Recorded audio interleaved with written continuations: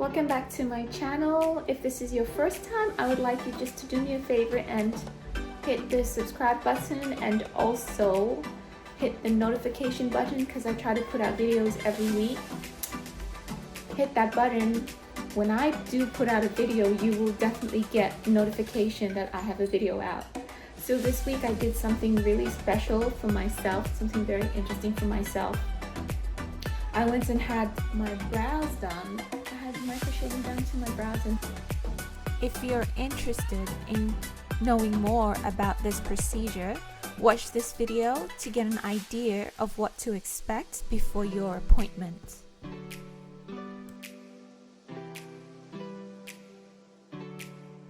Here is a quick recap of how my day went, and I hope you enjoy it.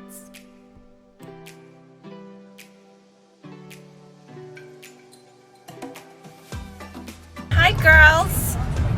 So today I'm gonna go get my brows done. The whole procedure was just a bit over 2 hours. Prior to the procedure, some forms had to be filled in. Then there was a back and forth on my best brow type, in which mine ended up being microshading since I was only lacking in the tail section of my brow area. The brow technician then went ahead and shaped my brows. Once she was done with that, then we had another further back and forth regarding the shape. Once we agreed on something, then she went ahead, numbed it, and proceeded with the inking. The numbing process took about 20 minutes. You can see here, this is about an hour in.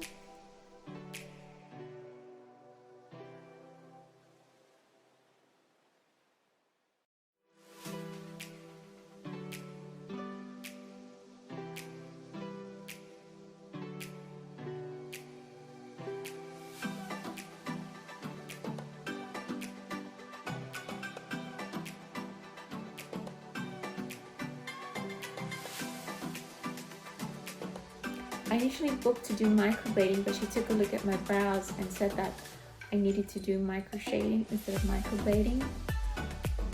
You can see here we're finally done in just a bit over 2 hours. Or if your skin feels fine, then you're good. You don't need any ointment on there.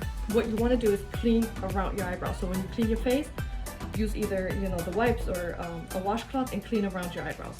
That way you're not dragging any dirt and bacteria into your eyebrow.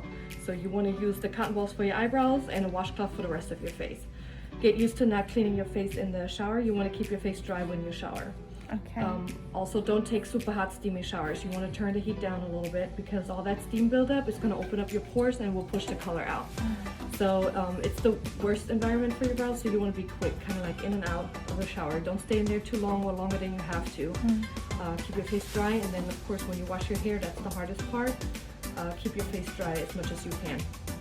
And then get out, clean your face separately, your eyebrows, and then that's about it. Make sure that you sleep on your back because eventually in a few days you're going to have a little bit of scalp on your eyebrow. So at that point you can still put a little bit of the ointment on as you need it. You want to stop the washing and the ointment as soon as the scalps come off. So as soon as the little flaking happens, that's when you stop the washing and you stop the ointment.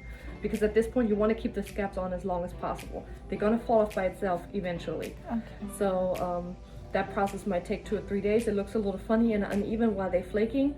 Don't freak out. It's going to look like there's no color when the scalps first come off, just because now the color sits under your brand new layer of skin. So at first, for a couple days or maybe up to a week, you barely can see it. So they go from dark and heavy to disappearing. They almost disappear completely, and then the color comes back. So the whole process takes about 3 weeks before the color is final. Until then, some days it's dark, some days it's almost gone. So kind of, don't freak out. It's most important that you don't pick the scalp off. So when it's starting to flake off, leave the rest on, let it naturally come off. So that's why at that point you stop touching, because if you keep applying the ointment, you'll notice you're pulling off the scalps with it. So and sleep on your back, because if it's constantly one side rubs on the pillow, if you sleep on one side predominantly, that side will heal lighter because you will rub the scalp off. So it's recommended to sleep with the airplane pillow, those round neck pillows. That way you have some support here, because you don't want to sleep like this in the pillow. You just want to kind of like sleep on the side.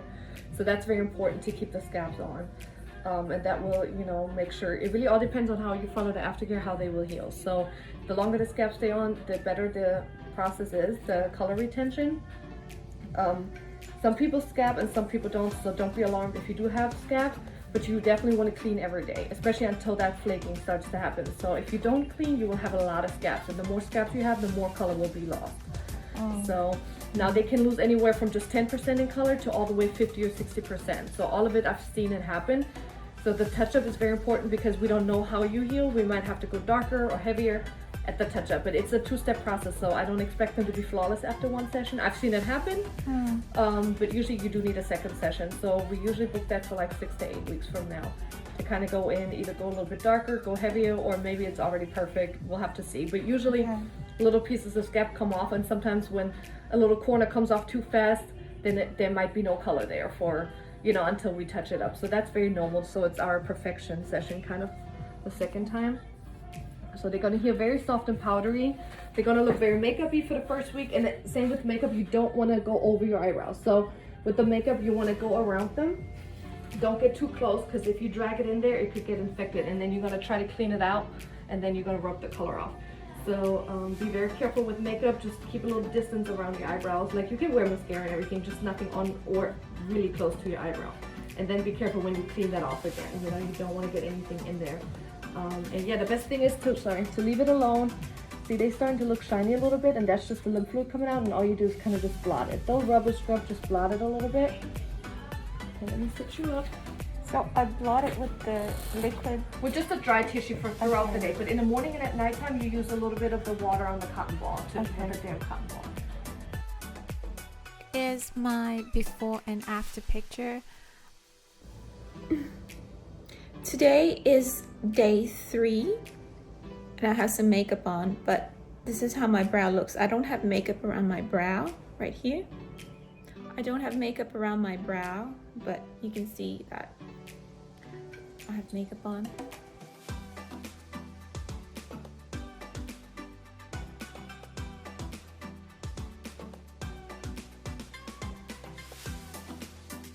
So how do I feel about this experience? Well, I'm really glad I made this investment. Like, this is the one big investment that I've made on myself, and I'm really happy that I did that. And I usually don't do stuff like that because I'm more a do-it-myself kind of person. I do my own nails, which I'm not very good at doing, and my nails always turn out looking crazy, and I think I should get it done somewhere. So was the procedure painful? I see online that a lot of people complain about the pain. Actually, with this one, it wasn't painful at all. It just it was like pinching, felt like pinching your skin, kind of has that kind of feel to it, like someone's pinching your skin. The numbing cream definitely helps with no pain at all. How long was the process? It was about 2 hours. And there's 2 procedures that you have to do. So there's 2 procedures that you have to do, and then you have to go. So the first one is for your initial microshading, and then the second one you go back to have the follow-up session where she will check if it's dark or not. Mine is really dark right now. So I still have that follow-up next month, which I will update you on. And once that's done, I will update you on my on how it turns out. Wish me luck. That being said, I hope you enjoyed this video. Don't forget to like and subscribe to keep up with my channel. I am constantly posting new content every week. I hope you have found this helpful in your journey as well.